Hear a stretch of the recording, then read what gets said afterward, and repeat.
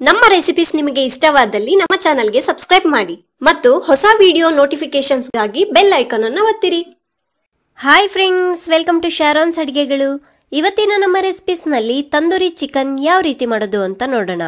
ಬೇಕಾಗಿರುವ ಸಾಮಗ್ರಿಗಳು: 500 ಗ್ರಾಂನಷ್ಟು ಚಿಕನ್ ಅಥವಾ 2 chicken leg piece, 1 tablespoon ಶುಂಠಿ ಬೆಳ್ಳುಳ್ಳಿ paste, 1 teaspoon garam masala, 1 teaspoon ಅರಿಶಿನ ಪುಡಿ, 1.5 ಟೇಬಲ್ ಸ್ಪೂನ್ ಅಚ್ಕಾರದ ಪುಡಿ, 1/4 ಕಪ್ನಷ್ಟು ಮೊಸರು, 3 ಟೇಬಲ್ ಸ್ಪೂನ್ನಷ್ಟು ಎಣ್ಣೆ, ಸ್ವಲ್ಪ ಇದ್ದಿಲು ಮತ್ತು ರುಚಿಗೆ ತಕ್ಕಷ್ಟು ಉಪ್ಪು.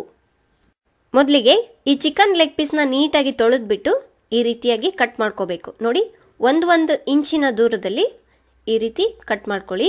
2 ಕಡೆನೂ ಕಟ್ ಮಾಡ್ಕೋಬೇಕು. ನೋಡಿದ್ರಲ್ವಾ ನಾನು ಯಾವ ರೀತಿ ತೋರಿಸ್ತಾ ಇದ್ದೀನೋ ಅದೇ ರೀತಿಯಾಗಿ ಕಟ್ ಮಾಡ್ಕೊಳ್ಳಿ.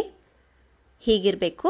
ಇವಾಗ ಇದನ್ನು ಒಂದು ಬೌಲಿಗೆ ಹಾಕಿಬಿಟ್ಟು ಇದಕ್ಕೆ ಮೊಸರು, ಅರಿಶಿನ ಪುಡಿ, ಅಚ್ಕಾರದ ಪುಡಿ, ಗರಂ ಮಸಾಲ, ಧನಿಯಾ ಪುಡಿ, ಶುಂಠಿ ಬೆಳ್ಳುಳ್ಳಿ ಪೇಸ್ಟ್, ರುಚಿಗೆ ತಕ್ಕಷ್ಟು ಉಪ್ಪನ್ನು ಹಾಕಿಬಿಟ್ಟು ಇವಾಗ ಚೆನ್ನಾಗಿ ಮಿಕ್ಸ್ ಮಾಡ್ಕೋಬೇಕು. ನೋಡಿ, ಈ ಮಸಾಲೆ ಎಲ್ಲ ಈ ಚಿಕನ್ ಪೀಸಸ್ಗೆ ನೀಟಾಗಿ ಅಂಟೋ ರೀತಿಯಾಗಿ ಹಚ್ಚಬೇಕು. ನೋಡಿ, ಈ ರೀತಿಯಾಗಿ.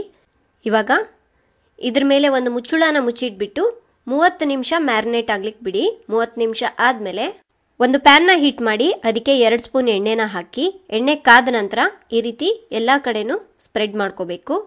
ಇವಾಗ ಇದರಲ್ಲಿ ಚಿಕನ್ ಪೀಸಸ್ನ ಹಾಕಿ ಸ್ಟವ್ನ ಮೀಡಿಯಂ ಫ್ಲೇಮ್ನಲ್ಲಿ ಇಟ್ಕೊಳ್ಳಿ.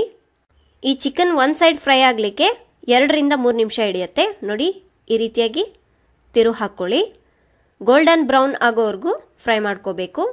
ಇದೇ ಥರ ಎಲ್ಲ ಕಡೆನೂ ಫ್ರೈ ಮಾಡ್ಕೊಳ್ಳಿ. ನೋಡಿ, ಎಣ್ಣೆ ಮಧ್ಯೆ ಕಡಿಮೆ ಬಂತು ಅಂದರೆ 1 ಸ್ಪೂನ್ ಎಣ್ಣೆನ ಹಾಕಿಬಿಟ್ಟು ಈ ರೀತಿ ಎಲ್ಲ ಕಡೆನೂ ಸ್ಪ್ರೆಡ್ ಮಾಡ್ಕೋಬೇಕು. ನಿಮಗೆ ಇಷ್ಟು ದೊಡ್ಡ ದೊಡ್ಡ ಪೀಸ್ ಬೇಡ ಅನಿಸಿದ್ರೆ ನೀವು ಸಣ್ಣ ಸಣ್ಣ ಪೀಸಸ್ನಿಂದನೇ ಈ ರೀತಿ ಮಾಡ್ಕೋಬಹುದು. ನೋಡಿ, ಈ ರೀತಿ ಎಲ್ಲ ಕಡೆನೂ ಚೆನ್ನಾಗಿ ರೋಸ್ಟ್ ಮಾಡ್ಕೋಬೇಕು. ಈ ತಂದೂರಿ ಚಿಕನ್ ಫ್ರೈ ಮಾಡ್ಕೊಳ್ಲಿಕ್ಕೆ ಈ ರೀತಿಯಾಗಿ 10 ರಿಂದ 12 ನಿಮಿಷ ಬೇಕಾಗುತ್ತೆ. ನೋಡಿ, ಇವಾಗ ಆಗಿದೆ. ಸ್ಟವ್ನ ಆಫ್ ಮಾಡ್ಕೊಳ್ಳೋಣ. ಸಾಮಾನ್ಯವಾಗಿ ತಂದೂರಿ ಚಿಕನ್ನ ಕಟ್ಟಿಗೆ ಅಥವಾ ಹಿದ್ದಲು ಮೇಲೆ ಮಾಡ್ತಾರೆ. ಅದೇ ಥರ ರುಚಿ ನಿಮಗೆ ಬೇಕು ಅಂದರೆ ಈ ರೀತಿಯಾಗಿ ಮಾಡ್ಕೋಬೇಕು. ನೋಡಿ, ಇವಾಗ ಫಸ್ಟ್ ಸ್ಟವ್ನ ಆನ್ ಮಾಡಿಬಿಟ್ಟು ಈ ರೀತಿ ಹಿದ್ದಲನ್ನ ಕೆಂಪಗಾಗೋವರೆಗೂ ಸುಟ್ಕೋಬೇಕು. ನೋಡಿ, ಇಷ್ಟ ಆದರೆ ಸಾಕು. ಇವಾಗ ಇದನ್ನೆಲ್ಲ ಒಂದು ಬೌಲಿಗೆ ಹಾಕ್ಕೊಳ್ಳಿ. ಈ ತಂದೂರಿ ಚಿಕನ್ನ ಒಂದು ಬೌಲಿಗೆ ಹಾಕ್ಕೊಳ್ಳೋಣ. ಇವಾಗ ಈ ಹಿದ್ದಲನ್ನ ಇದ್ರ ಮೇಲೆ ಇಡಿ.